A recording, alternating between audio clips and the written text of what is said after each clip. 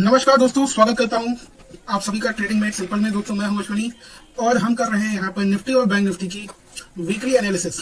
दोस्तों क्या इस हफ्ते में हुआ, क्या अगले हफ्ते क्या क्या चीजें घट सकती हैं, क्या सिनेरियोस प्ले आउट हो सकते हैं, हम इस पर चर्चा करेंगे। तो दोस्तों ये आपके सामने है निफ्टी बैंक का चार्ट। दोस्तों ये चार्ट डेली टाइम फ्रेम पे है और जैसा कि दोस्तों मैंने पिछले वीडियोस में बोला था आप लोगों को, दोस्तों ये लाइन चार्ट मैंने लगा के रखा है। सबसे पहले बता दूं आप लोगों को, जिसका कारण ये है ताकि आप लोगों को कायदे से दिखा पाऊं कि एक्चुअली मार्केट क्या क्या चीजें प्ले आउट हो रही हैं। क्योंकि कैंडल स्टिक चार्ट में डे का हाई भी, डे का लो भी, सारी चीजें कंसिडर हो जाती हैं। पर क्योंकि अगर हम एट द एंड देखना चाहें तो सबसे इंपॉर्टेंट जो होता है डे की क्लोजिंग। तो दोस्तों ये लाइन चार्ट डे की क्लोजिंग दिखाता है। आप देखिए क्यों मैंने यहाँ पर चैनल पैटर्न बनाया है, क्यों यहाँ पर मैं इसको एक बुलिश फ्लैग मानता हूँ, उसको आप यहाँ पर देख सकते हैं। देखिए कितने प्रॉपर वे में ये पैटर्न चैनल के अंदर एग्जिस्ट कर रहा है और इसीलिए यही कारण है कि मैंने यहाँ पर आप देखिए चैनल पैटर्न बनाया हुआ है।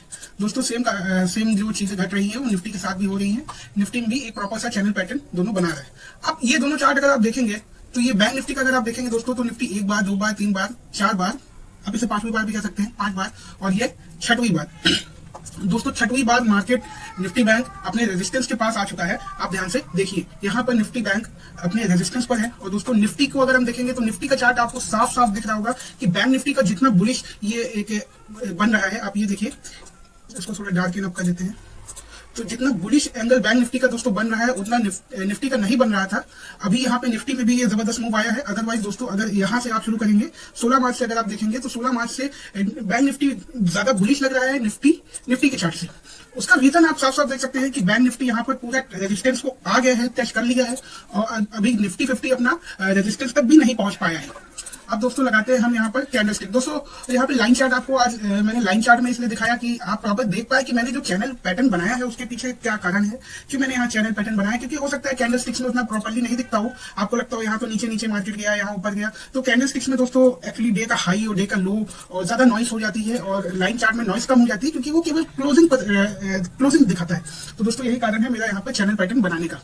तो जिनको पैटर्न मेरा समझ में नहीं आ रहा था, ये उनके लिए मैंने ये पैटर्न बनाया था, ये चार्ट चूज किया था, लाइन चार्ट। अब दोस्तों यही मैं बोलना चाह रहा था आप लोगों को कि ये देखिए, ये यहाँ 16 मार्च, दोस्तों जब 16 मार्च था, आप 16 मार्च की वीडियो उठा के देख लीजिए, आप 13 मार्च की वीडियो उठा के देख लीजिए। मैं उसी दिन से आपको जो सिनेरियो जो डिस्कस कर रहा हूँ, जो चीजें मैं आपको बता रहा हूँ कि ये चीजें प्ले आउट होंगी इस तरीके से। या तो ये होगा, या तो सिनेरियो ए होगा, या तो सिनेरियो बी होगा, या सिनेरियो सी होगा, या सिनेरियो अगर कोई डी है तो सिनेरियो डी होगा। तो दोस्तों मैं जो चीजें बोल रहा हूँ, जैसा जैसा मैंने कहा था कि इस तरीके से चीजें प्ले आउट हो सकती है, दोस्तों एग्जैक्टली वैसे ही प्ले आउट होती नजर आ रही है। यानी उनमें से एक सिनेरियो प्ले आउट होता नजर आ रहा है। मैं ये नहीं कह रहा हूँ कि मैंने कोई भविष्यवाणी कर दी या मैंने एग्जैक्टली पता लगा दिया। मैंने आपको बस सिनेरियो, डिफरेंट सिनेरियोस बताए थे कि टेक्निकल्स के बेसिस पर ये चीजें प्ले आउट होती दिख रही है।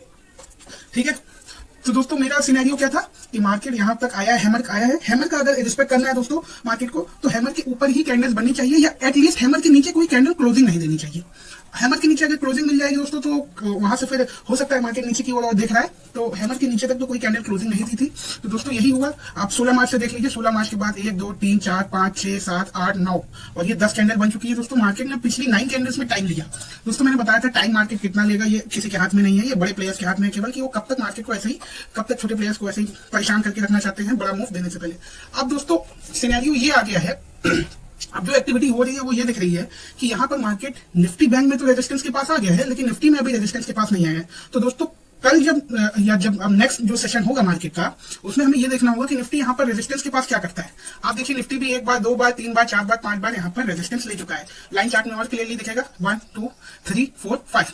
तो दोस्तों 5 बार निफ्टी ने रेजिस्टेंस ले लिया है और वही सेम बैंक निफ्टी के साथ भी है। अब दोस्तों यहाँ पर ये देखना होगा कि यहाँ पर मार्केट क्या प्ले आउट करता है। यहाँ पे एक रेड कैंडल बनती है, क्या होता है दोस्तों रेड कैंडल। अब क्योंकि देखिए ये रेजिस्टेंस लेवल है, ठीक है, ये जो जोन है पूरा रेजिस्टेंस का जोन है, रेजिस्टेंस के लिए है। तो यहाँ पे सेलर्स आने हैं, आएंगे, लेकिन क्या वो उनमें इतनी स्ट्रेंथ होगी इस बात की, जैसे पिछले 5 बार उन्होंने मार्केट को गिरा दिया। दोस्तों पिछली बार तो कहीं ना कहीं मैं समझता हूँ जो भी चीजें प्ले आउट हुई थी, निफ्टी बैंक जैसा कि मैंने आपको बताया था इसी लेवल पे मार्केट ने इसी एरिया में 3 दिन तक बिता दिए थे और यहाँ पे मार्केट टाइम लेता दिख रहा था। दोस्तों कहीं ना कहीं मुझे लग रहा था इस बार मार्केट जा रहा है रिवर्सल के लिए ही जा रहा है यहाँ पे। लेकिन फिर दोस्तों हुआ ये कि बैड न्यूज का सिलसिला चालू हुआ और बैड न्यूज और बार कोई ना कोई बैड न्यूज, चाहे सिलिकॉन वैली ले लो, चाहे उसके और भी अदर बैंक्स ले लो, क्रेडिट स्विस ले लो, और बहुत सारी अदर बैड न्यूज दोस्तों जो आई, उसके कारण मार्केट को एक अच्छा खासा सॉलिड रीजन मिल गया गिरने का। तो मार्केट गिरा। और हाँ, यूएस के फेड रेट्स वाली भी जो थोड़ा सा हॉकिश स्टैंड था, तो दोस्तों यहाँ पे हॉकिश स्टैंड था, यहाँ पे सिलिकॉन वैली की न्यूज थी, यहाँ पे या यहाँ पे कहीं पे क्रेडिट स्विस पर भी संशय चल रहा, तो बहुत चीजें हुई। तो उन चीजों का मार्केट ने यूटिलाइज किया, मार्केट ने उन चीजों को ऐसे जाने नहीं दिया। अब रेजिस्टेंस था तो वहां पे सेलिंग हुई। अब दोस्तों है ये, अब दोस्तों ये चीजें हो रही है कि अब यहाँ पर मार्केट आता है और यहाँ पर बैड न्यूज आती है तो यहाँ पे गिरावट होगी। दोस्तों हमेशा ये रेजिस्टेंस एरिया है और बैड न्यूज यहाँ पे आएगी तो गिरावट के चांसेस ज्यादा हो जाएंगे। अब जैसे कि मेरा कहने का मतलब ये है कि एक बार मार्केट, ये बैंक निफ्टी का चार्ट है दोस्तों, एक बार मार्केट रेजिस्टेंस एरिया को क्रॉस कर जाता है सक्सेसफुली और फिर उसके ऊपर या तो समय लेने लगता है या यही रेजिस्टेंस में थोड़ा समय बिताता है और ब्रेकआउट करता है। तो दोस्तों ये सिनेरियो मुझे ज्यादा यहाँ पर डेवलप होते नजर आ रहा है कि यहाँ पे अगर मार्केट समय बिताकर कुछ ऊपर जाए तो वो ज्यादा अच्छा लगेगा, वो ज्यादा अच्छा रहेगा। और सीधे एक फ्लो में दोस्तों जाना, फ्लो में का मतलब ये नहीं होगा कि एक भी रेड कैंडल नहीं होगी, फ्लो में का मतलब ये होगा कि एक फास्ट मूव रहेगा, एक फास्ट मूव, जैसा कि आप देख सकते हो ये एक फास्ट मूव हम इसे कह सकते हैं। तो एक फास्टर मूव में दोस्तों ये इसकी मुझे दोस्तों सिनेरियो के रूप में अगर हम देखें तो इसके चांसेस कम है। और दूसरा जो सिनेरियो है कि मार्केट कुछ टाइम लेकर ऊपर जाए, उसके चांसेस ज्यादा है। लेकिन दोस्तों अगर यहाँ पे सेलिंग होती है और यहाँ पे बड़े प्लेयर्स यानी कि FIIs, दोस्तों FIIs की बहुत सारी शॉर्ट पोजीशंस भी बनी हुई हैं, तो हो सकता है अगर वो यहाँ पर इक्विटी मार्केट में, कैश मार्केट में सेलिंग करते हैं तो वो उन्होंने फिलहाल तो अपनी पोजीशंस दोस्तों क्लोज नहीं की है, तो हो सकता है कि वो अपना यहाँ पर सेलिंग करे। तो यहाँ पे दोस्तों देखना होगा मार्केट क्या करता है, यहाँ पे नीचे आता है या यहाँ समय बिताकर ऊपर जाता है। क्योंकि दोस्तों एक ऐसे इस तरह के मूव के भी ऐसा नहीं है कि चांसेस नहीं है दोस्तों, चांसेस हर चीजों के होते हैं, मार्केट में हर चीज होने के चांसेस होते हैं। तो दोस्तों यहाँ पे यही 3 सिनेरियो डेवलप हो रहे हैं निफ्टी 50 में भी as well as Nifty bank में भी, कि या तो जैसा स्पीड से इतने समय मूवमेंट आ रहा है वैसा मूवमेंट होता जाए। और दोस्तों EPFO की भी न्यूज आई है कि वहां से भी अच्छा खासा परसेंटेज ऑफ मनी इक्विटीज में जाएगा, 40,000 करोड़ या ऐसी कोई न्यूज है, इतना पैसा उसमें इक्विटी मार्केट में लगेगा। तो दोस्तों अगर वो पैसा लगता है, वो तेजी में लगता है, मतलब कि उस पैसे को कुछ ही चंद दिनों में लगा दिया उन्होंने, तो मार्केट ऑब्वियसली अगर कायदे से लग जाता है पैसा, अगर उसका पैसे का यूज सही तरीके से होता है तो मार्केट अच्छा खासा ऊपर जा सकती है। तो दोस्तों वो भी एक चीजें माइंड में रखनी है। और हमें ये भी माइंड में रखना है कि FIIs बहुत सारी शॉर्ट पोजीशंस बनाए हुए हैं, तो कहीं ना कहीं हो सकता है वहां से वो अपनी शॉर्ट पोजीशन लॉस में ना जाने दे, इसके लिए वो सेलिंग भी कर सकते हैं। या दोस्तों टेक्निकल्स की बेसिस पर देखा जाए तो वही सिनेरियो टेक्निकल्स भी बताते हैं कि यहाँ पर हमारा रेजिस्टेंस है, तो यहाँ पे दोस्तों सेलिंग के सिनेरियोज बनते हैं और सेलिंग के सिनेरियोज बनेंगे। और दोस्तों या तो यहाँ पे मार्केट टाइम लेकर ऊपर जाएगा और एक फ्लो में दोस्तों जाने के चांसेस थोड़ा कम है। लेकिन अगर आप ये देखिएगा कि बैंक निफ्टी अगर आसानी से तोड़कर और आसानी से ऊपर जा पाता है तो दोस्तों निफ्टी भी उसी तरीके से फॉलो अप करना चाहिए। क्योंकि बैंक निफ्टी जो है वो अपने रेजिस्टेंस तक तो पूरा पहुंच चुका है ऑलरेडी, लेकिन अभी निफ्टी का चार्ट दोस्तों ये बता रहा है कि अभी तो उसको यहाँ तक आना है, तो अभी निफ्टी नहीं पहुंच पाया है अपने रेजिस्टेंस तक। तो दोस्तों ये इंटरेस्टिंग होगा कि बैंक निफ्टी कैसे प्ले आउट करता है, क्योंकि बैंक निफ्टी में दोस्तों बहुत सारी ऐसी कंपनियां हैं जो निफ्टी में भी है, और अगर बैंक निफ्टी ऊपर जाएगा तो दोस्तों निफ्टी को भी वहां से कॉन्फिडेंस मिलेगा। कहने का मतलब ये है दोस्तों मार्केट एक तरीके से फिर बुलिश माहौल में रहेगा, तो फिर मार्केट के ऊपर जाने के चांसेस हो सकते हैं और फिर FIIs को दोस्तों लॉस भी लेना पड़ सकता है अपनी पोजीशन से। तो दोस्तों यहाँ पे सिचुएशन जो है वो वेट एंड वॉच वाली पूरी सिचुएशन है दोस्तों हमारे सामने। यहाँ पे बगल में एकदम सामने एकदम हमारी अच्छा खासा रेजिस्टेंस है जो multiple number of times test हो गया है। और दोस्तों टेक्निकल एनालिसिस जो हमें बताती है, जो हमें सिखाती है, ऐसा नहीं है कि मैं कोई अपने से बोलता हूँ दोस्तों, टेक्निकल एनालिसिस हमें यही सिखाती है कि अगर कोई resistance multiple number of time test हो चुका है तो उसके ब्रेक होने के चांसेस ज्यादा हो जाते हैं। और दोस्तों चांसेस ज्यादा हो जाते हैं, आप कोई लोहे की पट्टी ले लो या कोई भी आप दरवाजा ले लो, आप उस पर बड़ा सा हथौड़ा मारो, आप पहला हथौड़ा मारते हो, आप दूसरा हथौड़ा मारते हो और पहला हथौड़ा मारोगे थोड़ा डैमेज होगा, थोड़ा सा दूसरा हथौड़ा मारोगे वो थोड़ा और डैमेज हो जाएगा। आप तीसरा हथौड़ा मारोगे दोस्तों, हथौड़ा आप समझ लो काफी बड़े साइज का अच्छा खासा हथौड़ा है, आप तीसरा हथौड़ा मारोगे वो और थोड़ा डैमेज हो जाएगा। आप चौथा मारोगे तो प्रोबेबली वो टूट जाए, आप पांचवा मारोगे तो उसके चांसेस और बन जाएंगे। तो दोस्तों ये है कि multiple number of times whether support और वेदर रेजिस्टेंस, कोई भी लेवल अगर multiple number of times test होता है तो वहां पे जो सप्लाई या डिमांड होती है वो दोस्तों एब्जॉर्ब हो जाती है। अब आप इसको ऐसे समझो, यहाँ पर होगा क्या कि मार्केट जब इस रेजिस्टेंस के पास जाएगा, ये निफ्टी बैंक का है और ये निफ्टी का है, जब मार्केट रेजिस्टेंस के पास है, ये थोड़ा ड्राइंग हटा देते हैं। अब यहाँ पे दोस्तों क्या सिनेरियोस होंगे कि यहाँ पे बैठे होंगे सेलर्स। अब दोस्तों सेलर्स के लिए क्या है, यहाँ पे क्या चीज डीमोटिवेट सेलर्स को करेगा और क्या चीज मोटिवेट करेगा। दोस्तों जो यहाँ ड्राइविंग फोर्स होगा सेलर्स का वो ये होगा कि ये रेजिस्टेंस है भाई, और क्योंकि रेजिस्टेंस है तो क्योंकि ये रेजिस्टेंस है इसलिए सेलर्स को यहाँ पर सेल करना चाहिए, ये उनका ड्राइविंग फोर्स है। और दोस्तों यहाँ पे डीमोटिवेटिंग फोर्स क्या है सेलर्स के लिए कि आप इस प्राइस को देखिए, ये 44,000 है, आप इस प्राइस को देखिए ये 40,500 के आसपास है, तो दोस्तों 5,600 के आसपास है।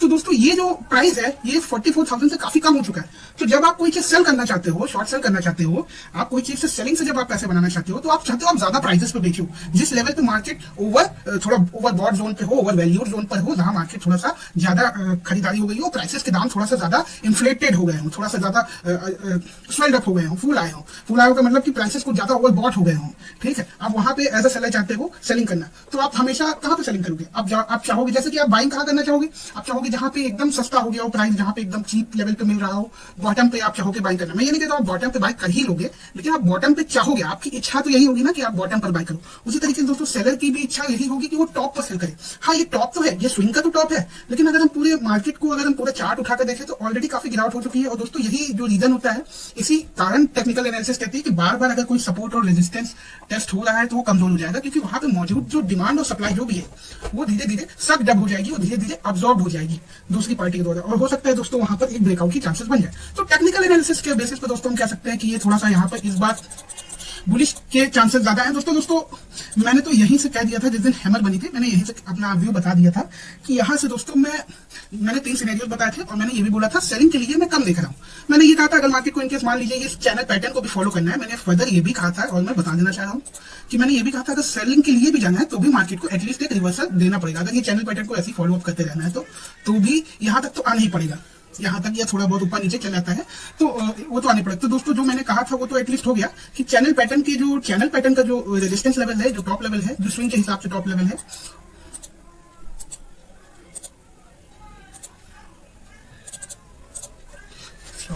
तो दोस्तों जो चैनल पैटर्न का जो रेजिस्टेंस लेवल है वहां तक मार्केट आएगा। ये मैंने पहले कहा था कि अगर सेलिंग के लिए भी जाना है तो दोस्तों टेक्निकल एनालिसिस के हिसाब से सेलिंग भी होगी तो यहाँ पे होगी। ऐसा नहीं कि कहीं से भी सेलिंग होना चाहिए। हाँ, ये आप कह सकते हैं यहाँ पे सेलिंग हुई आज मार्केट, तो दोस्तों मार्केट ऊपर भी जाएगी या नीचे भी जाएगी तो एक जिगजैग पैटर्न में जाती है। कभी कभी ऐसा होता है कि एक फ्लो में मोमेंटम फ्लुएंट वे में आ जाता है, लेकिन मार्केट दोनों तरह से चलती है। कभी कभी एक फ्लुएंट वे में बहुत शार्प एक रैली आ जाती है, और यूजुअली मार्केट ऐसे जिगजैग पैटर्न में ऊपर नीचे करके जाती है। तो दोस्तों मुझे यही लग रहा था पहले भी कि मार्केट यहाँ पे टाइम ले रहा है, और अब दोस्तों वो हो चुका है कि मार्केट टाइम लेकर इस रेजिस्टेंस को टेस्ट कर लिया। अब दोस्तों अब रेजिस्टेंस की सिचुएशन पे तो बस वेट एंड वॉच की स्थिति है कि यहाँ से रेजिस्टेंस ब्रेक आउट होगा, समय लेकर ऊपर जाएगा या नीचे जाएगा। और दोस्तों अगर इस बार आप लोगों को बता दे रहा हूँ, बहुत लोगों को इस चीज की हैबिचुअल हो चुके हैं बहुत लोग कि यहाँ पर खरीद लो, यहाँ पर बेच दो, यहाँ खरीद लो, यहाँ बेच लो। तो दोस्तों कहीं ना कहीं मार्केट तभी बड़े प्लेयर सीधा तभी हथौड़ा मारते हैं जहां पर लोहा सबसे कमजोर होता है, ठीक है। तो दोस्तों जिस पोजीशन पे इतनी समय ये कमजोर है कहीं ना कहीं रेजिस्टेंस, और यहाँ पे अब इसको ये रेजिस्टेंस टूट सकता है। यहाँ पर ज्यादातर पब्लिक, बहुत से लोग यहाँ पर सेल करने के लिए भी बैठे होंगे, तो उनका दोस्तों स्टॉप लॉस भी हिट होगा और मार्केट यहाँ से अब ब्रेकआउट भी दे सकता है। तो दोस्तों अब देखना इंटरेस्टिंग होगा कि अब होता क्या है। एक ब्रेकआउट, एक यहाँ से मूवमेंट आने के चांसेस हैं दोस्तों, क्योंकि हम लोग दिसंबर से, अगर आप ये कैंडल देखिए तो ये 14 दिसंबर 2022 है। 14 दिसंबर 2022 से दोस्तों एक अब मार्च भी बीत चुका है दोस्तों, और प्रीवियस लगभग हम अगर देखें यहाँ पे तो अक्टूबर और इवन दोस्तों फरवरी के लेवल्स तक मार्केट ऑलमोस्ट पहुंच चुका था। हम ये नहीं कहेंगे कि एकदम पहुंच चुका था, लेकिन ऑलमोस्ट यहाँ के लेवल्स तक दोस्तों मार्केट पहुंचा था। 37,000 आप देखिए 700 तक के लेवल्स थे, और मार्केट 38,600 तक पहुंचा था। अब थोड़ा सा अगर यहाँ पे और गिर जाता तो ये यहाँ तक पहुंच जाता, लेकिन हाँ ऑब्वियसली मार्केट अक्टूबर के लेवल तक तो पहुंच गया, अक्टूबर 2021 के लेवल तक पहुंचा है। तो दोस्तों ये एक अच्छा खासा पुल बैक था, और आप ही अगर इस चार्ट को जरा देखेंगे तो आपको समझ में आएगा मार्केट ने इतने दिनों तक भयंकर कंसोलिडेशन किया। आप यहाँ से लेवल लीजिए, ये तो कोरोना का है, उसके बाद आप यहाँ पे लेवल लीजिए फरवरी का। फरवरी से दोस्तों मार्केट ऊपर गया, नीचे आया, ऊपर नीचे करके एक यहाँ ड्राइंग का बना देता हूं मैं। देखिए दोस्तों मार्केट यहाँ पे कंसोलिडेट कर रहा है काफी। मार्केट ने कंसोलिडेशन किया, अब यहाँ पे एक थोड़ा रैली आई, यहाँ पे मार्केट आया, यहाँ पे रीटेस्ट किया लेवल्स को, अब मार्केट ने रैली दी। अब दोस्तों यहाँ मार्केट एक चैनल पैटर्न में यहाँ पर पुल बैक लेता है। अब यहाँ दोस्तों आप अगर इस पैटर्न को अगर ध्यान से ऑब्जर्व करो,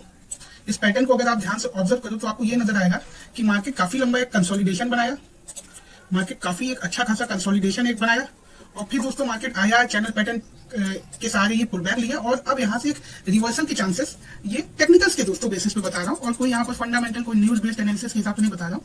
तो टेक्निकल्स के बेसिस पे यही लग रहा है कि इस तरीके से चीजें प्ले आउट हो सकती है।